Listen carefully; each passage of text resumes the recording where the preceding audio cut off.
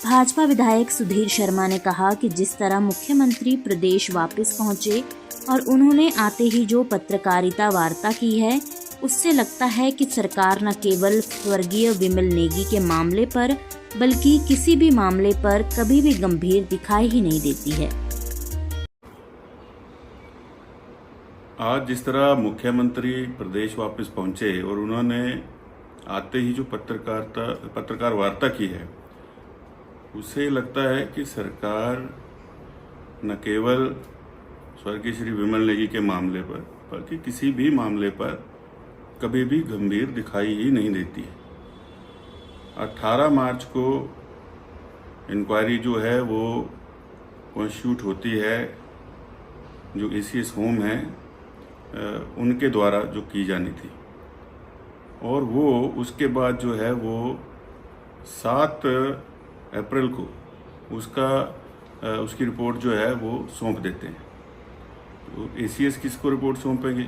मुख्यमंत्री जी को सौंपी गई, और उसके बाद जो है वो 14 मई तक वो फाइल कहाँ रही सेक्रेटरीट के अंदर, किन विशेषज्ञों के पास गई, और 14 मई को टिप्पणी आती है कि आप जो है विमल नेगी जी की जो मृत्यु हुई है उसके ऊपर जो है जिन अधिकारियों पर कार्रवाई हुई है पहले ही, आप जो है उनकी भी सुनवाई करिए।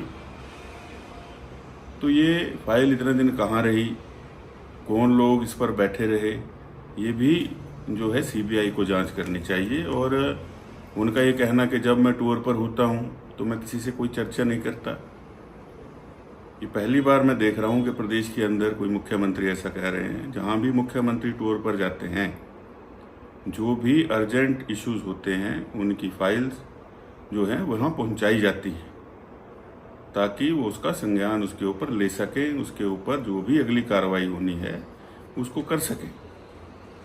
लेकिन ये क्यों इतनी देरी की गई?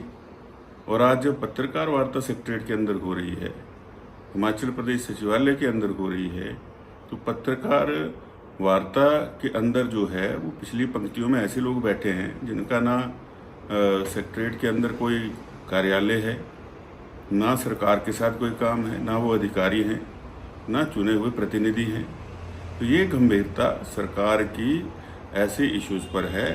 और एक बात मैं और कहना चाहूँगा कि जो इसमें जब आज पत्रकार वार्ता हो रही थी तो फिर राज्यसभा के चुनाव का जिक्र ले आए।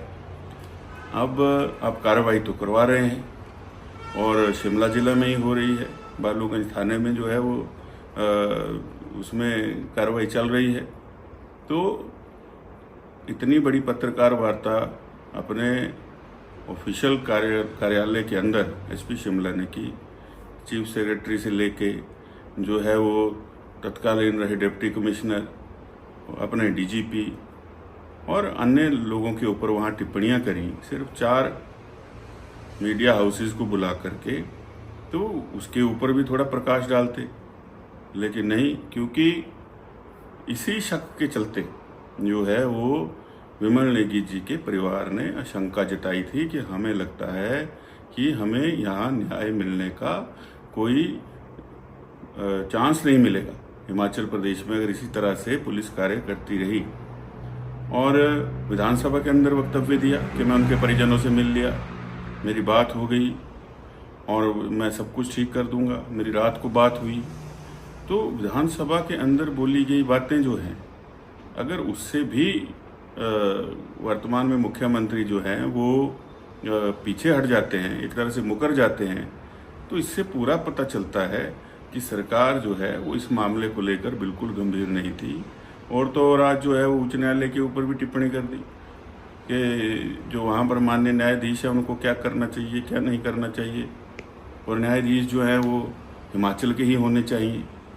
तो ऐसे गैर जिम्मेदाराना बातें जब किसी प्रदेश के मुखिया करेंगे तो उसी से समझ जाना चाहिए कि ये पूरे का पूरा इस प्रदेश के अंदर कोई सरकार नहीं चल रही है, एक तरह से ये मित्र मंडली का पूरा माफिया राज है। वीडियो से जुड़े रहने के लिए धन्यवाद। हमारे चैनल को सब्सक्राइब कीजिए अभी।